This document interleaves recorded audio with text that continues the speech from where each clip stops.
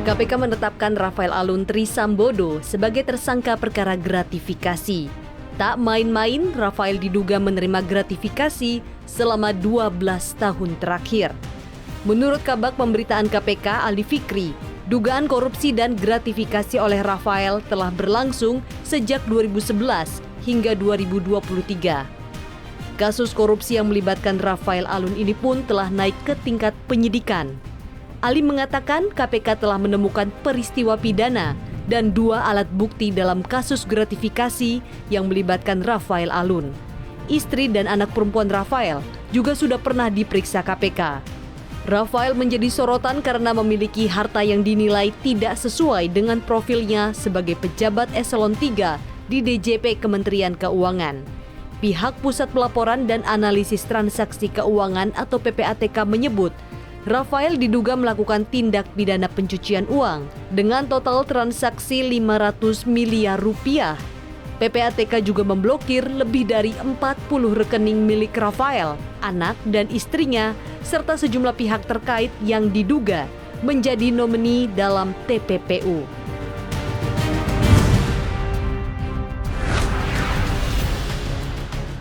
Federasi Sepak Bola Dunia atau FIFA mencoret Indonesia sebagai tuan rumah Piala Dunia U20. Pencoretan tersebut akan membuat Indonesia menanggung kerugian dari banyak sektor, mulai dari hotel, pariwisata, hingga usaha kecil dan menengah. FIFA dalam keterangan resminya tidak menjelaskan alasan utama mengenai pencoretan Indonesia. Namun pencoretan ini terjadi setelah banyak kalangan menolak kehadiran Israel yang lolos ke putaran final Piala Dunia U20. Ada pula yang menyebutkan terkait tragedi Kanjuruhan beberapa waktu lalu. Selain kerugian non-materi yang tak terhitung nilainya, Indonesia juga akan menanggung banyak kerugian dari sisi ekonomi. Kementerian Pemuda dan Olahraga mengalokasikan anggaran hingga 500 miliar rupiah untuk persiapan sebagai tuan rumah. Sementara Kementerian Pekerjaan Umum dan Perumahan Rakyat menyebut anggaran yang dikeluarkan untuk memperbaiki 5 stadion Piala Dunia U20 dan ajang berskala internasional sebesar 175 miliar rupiah. Tak hanya itu, Indonesia juga berpotensi kehilangan keuntungan dari jutaan kunjungan wisatawan mancanegara, bisnis hotel, sektor transportasi, hingga bisnis UMKM. Pelaksana tugas Menteri Pemuda dan Olahraga Muhadjir Effendi pun melontarkan kekecewaannya. Menurut Muhadjir, FIFA pasti menyadari keputusan itu membuat banyak orang kecewa. Muhadjir pun berharap FIFA tidak menjatuhkan sanksi kepada Indonesia setelah melakukan pembatalan tersebut.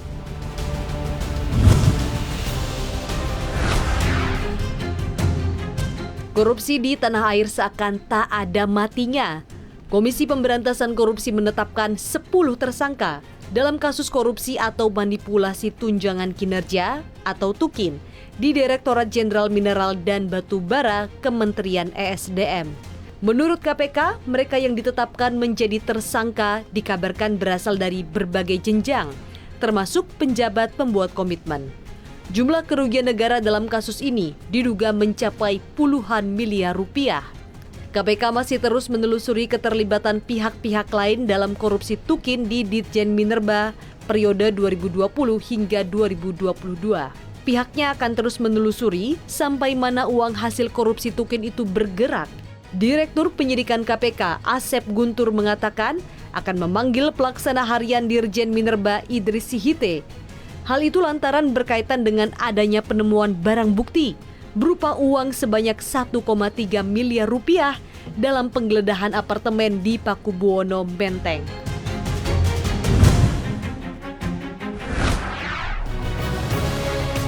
Layanan digital DBS mengalami kendala selama berjam-jam pada Rabu 29 Maret.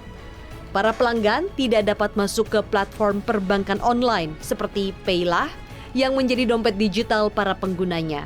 Berdasarkan situs web Down Detector, laporan kendala layanan tersebut mulai melonjak sekitar pukul 8:30 pagi waktu Singapura hingga pukul 17:45. Adapun kendala yang dialami para nasabah seperti kode OTP yang ditolak oleh sistem. Lalu ada juga yang tidak menerima kode OTP sehingga banyak nasabah yang berpikir jika akunnya diretas. Mencermati kondisi ini, Otoritas Moneter Singapura menilai jika bank kedua terbesar di Singapura ini gagal mempertahankan ketersediaan sistem yang tinggi dan memastikan sistem informasi teknologi pulih dengan cepat.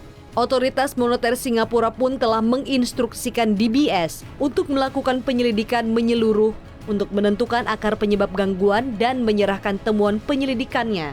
Adapun sanksi yang diberlakukan yaitu persyaratan modal tambahan pada DBS yang digandakan 1,5 kali lipat pada aset tertimbang menurut risiko untuk mengatasi risiko operasional.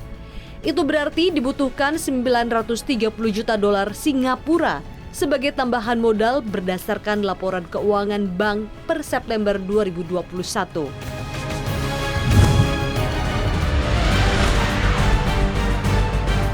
Kabar PHK masih terus berdatangan.